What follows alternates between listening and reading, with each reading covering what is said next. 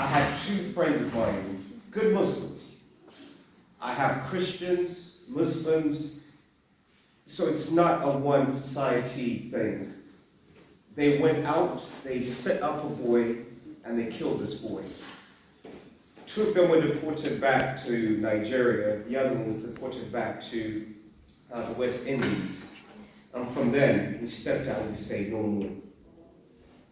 Not only that, this is not just about knife crime, it's gang crime too, which is, we had a good friend of mine who was training, parked at a gas station, and right in front of that gas station, his life was taken. He was just coming back from Hajj. That hurt me. To this day, we remember him, and then we thought we had to do something. He was innocent. He looked like somebody else. That's why they took his life. So we come out in the community to train people how to keep away from it. Sometimes you don't have to be involved. Somebody can actually be walking right out of mosque, and they can have their lives taken. Sometimes you can be walking out of school, and you can still have your life taken. You don't have to be involved. The task for Birthright is just to help young people skip this stage of their life. I know some people in here might say, well, my youth are over the age of 25. That stuff doesn't happen. That's okay, but from the ones who are still in this age, things are happening. Society has changed. I only wish it was back in the days where things used to be safe. But nowadays, we have so much propaganda going that these young people's lives don't know where they're going. So we're just here to assist. In mosque, and I don't feel like in this community, we'll be the best ones to do this. So we pray that mentors within the community join us. This is not something that we want to impose. We want people to say, you know what? I think this program might work for the young people. I think this program might work for the young people. Well, let's take them here, educate them more. What we normally do, we take them playing football as a community. I remember we've taken some, the UMC decided to get, it was a tournament where we took the young people out to play football. And after playing football, UMC, Uganda Muslim Community. Sorry, I'm part of the, so we took them out and played, but after playing football, I know we're just a little bit loose. We asked some of the boys, good boys, and they told us, well, we carry knives for protection. And I thought, well, you good boys. How can, and they go, but brother, you don't know where we live. And then I realized the areas they live, if you don't walk around with a knife, you're a victim. So anytime somebody comes to attack you, you have to show them a knife. So we was just finding ways, and if we create a network where we can protect some of the ones who've been highly victimized. We even asked some of the boys, how do you think you can step out of this knife crime thing? And they say, you have to leave the area. That's how serious it becomes. You can say, oh, we can protect you. Unless you're going to walk around with a young child, they won't be protected. Some of them carry drugs. It's not everybody, but other people will tell you it's protection. So Birthright came up with a solution. We've saved a few young people before Birthright, and we thought, let's make it an official thing where we can actually come together as a community. So I believe in mosque today, there are people who can be part of Birthright, and then you come up with the solutions. And then you say, our young people can be taken this way and taken that way. So you would ask, why would a young person carry a knife? The young people that we've spoken to would say, protection, the area I live in, I'm being bullied. So it's respect. And I thought, but that's not the way. Unfortunately, that's the first thing that they can get. A knife is so easy to pick up. You say they didn't buy it from the shop, they can get it from home. How are you going to protect them? But if somebody's being bullied at school, especially with what's happening nowadays, I don't know if you've seen it in school, a young boy will just take a knife. And if they scare him, he'll pull it out. I had a young boy I mentored personally, scare another boy after the girl in Crowley was killed. Had her head, which you call it, slit.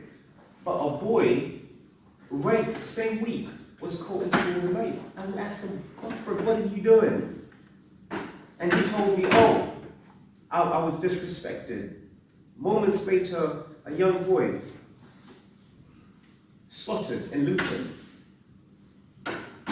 That hurt us, and these boys have been in our programs, but when COVID hit, it was taken away, and I don't know what happens within that time. So we just pray that you join us. We don't want to bring our mentors, we pray that you join. It's called Birthrite, because I believe every single child from age high to high school, to uni, and beyond uni, has a chance to change. I work at Gatwick, but in my spare time today, I took time out, and I feel like it's worth it for our young people to have a future. No child must die. You might say, well, it's not my child. My child is good. I know where they come from, where they go. But they can just look like somebody else who committed a crime, and that's it. That's all it takes. My friend who was shot was training. He was part of the Royal Navy, good Muslim. By the way, he was the only one I knew. This guy could do maneuvers in the sky, but came back. He was training in Texas. Came back driving sisters and I believe a friend in a car. They looked at the girls. They said, "Isn't this him?" And before he could explain who he was, good guy, he was shot. And then later on, when they asked him in court, they said, "Oh, mistaken identity." And in my head, I thought, what if the boys who committed this crime were taken to a program like Birthright? And that's what we have to put a stop to it. Thank you for listening. Thank you. I'm a martial artist. I was really interested in being here to listen to what you guys have to offer. So how can we as a community participate in this to make sure we're offering our children, youth, it's not about the age, you know, it could be like 90 years old, 70 years old, great martial artists, we all get started. So how can we actively take part in this and form a committee by which we oversee the crime rate around the Masjid al-Mosque, and also within Crowley? How would you advise? Really, it's joining hands. One thing I'm going to say, I've been in so many different communities. Sometimes when people are committing crime, they'll step into this community and you won't know. So once we create this network, so I love that you already have a network here. We just want to join the network. And then we'll inform you what's happening at the other end, and you inform us what's happening. Because somebody can commit a crime and then run in here, and then they'll come prayer. You wouldn't know. So it's like intel. Yeah, that's it. No, it's like county lines. Literally. Because people are coming across from other areas and whatever. That's it. As you mentioned.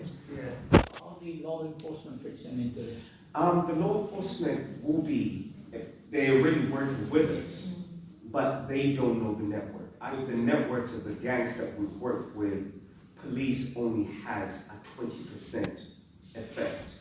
By the time they come, they're even scared. Most of the times when people commit crimes and police come in, they say, "What are you going to do?" And police need laws, and we know this from gangs. They'll say, "We need a law from the judge to touch me." Apart from that, you ain't got no proof. And then people, you think that they're going to put this tags around somebody.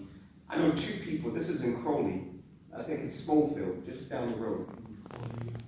Right, had a tag, stabbed somebody, they gave him a tag, went back into hospital and finished them off. I know you would have heard of this. This is 2008. I remember this very clearly. I went to Crawley College. So once you have collected all this information, what you just mentioned, how you will use it? Oh, no. We'll work with the community. So we're not just I'm collecting. still not very clear. Work is a very big word. Right? Be more specific. Okay, just to add on to that, we've actually engaged the police. They were supposed to have come here today, but it was short notice for them. And we had a father-son event last year, and the police came, and we got the children, I call them the children, the kids, the youth, and they asked them questions. They really challenged the police. The police were shocked. These children told them everything, and they said to the police, what you asked, what are you going to do about it? The police had no idea, but now they're engaging, and we're getting them on board, and it's unfortunate they can't come here today, but they said any event that we have, they're coming, they will come. So that's the other thing, just to add into that. We're planning a bigger event, you know, because this was like introducing ourselves, but where we could also have the youth to come in and have the police to come in and have a conversation and task the police to follow up, because we need figures from them. We need to know what are they doing about it. I know in Crowley there is county lines and they're trying. But just to mention on that, thank you, Mr. Chairman, very well raised point there, because that does make a lot of sense regards to how you work with the police and the community, because we're in the middle. Yeah. We can't really get the police in for everything, they're busy as anything. You know, we understand, you guys know that. So even the judges right now, they call the police, they've taken them years. So you are working with the police, that's great. But in regards to there has to be communication, and Mr. Chairman said, how we tackle the situation. Let's say if there were a couple of officers from the police station, they were linked with you guys, and then we as a committee knew the names of those officers. If anything did happen, then we can get them involved and also get you guys involved. Because at the end of the day, the police has the departments that work with the school, they work with other departments like organizations like yourself. So maybe we can set up a meeting with the committee, by where we can decide how we can approach it. So Mr. Chairman, and with the police, and have named police, because when I spoke to you, said we have police coming in. I said, no, that's PCS, so not those ones. We need the specific people who are making decisions. Yes. Oh, yes, I understand. Got the remote there. and address situations as per the legal standards. Because you know what's important is that we need to understand where is that grey area between the police and they always, you can play in the grey area, but you can't go beyond. Yes. Generally, because some of these issues start at home. Yes. It starts at home. So if the parent doesn't know what is in her child's bag when this child goes up, or if the parent doesn't know where her son is between 4 and 6, you know, it's our responsibility as parents as well. So in this case, we need to involve the parents. We need to involve us, the family. And I won't say stop blaming the police, but what are we doing about it, right? What are we as a community doing about it? Once we do our bit, then we can go to the police and say, we have A, B, C, D. This is what you're doing. What are you doing about it? Then we can go to the government and like say, I said, what are you doing about it? enforcement? Even if he is a master of the kung fu or whatever the martial art may be, you need to avoid the situation with any of them. So those are the techniques we have to teach, right, to our youth and so on, how to walk away. Like we said earlier, there's only 2 outcomes. Either you are in the hospital or you are in the prison. There is no third option whatsoever.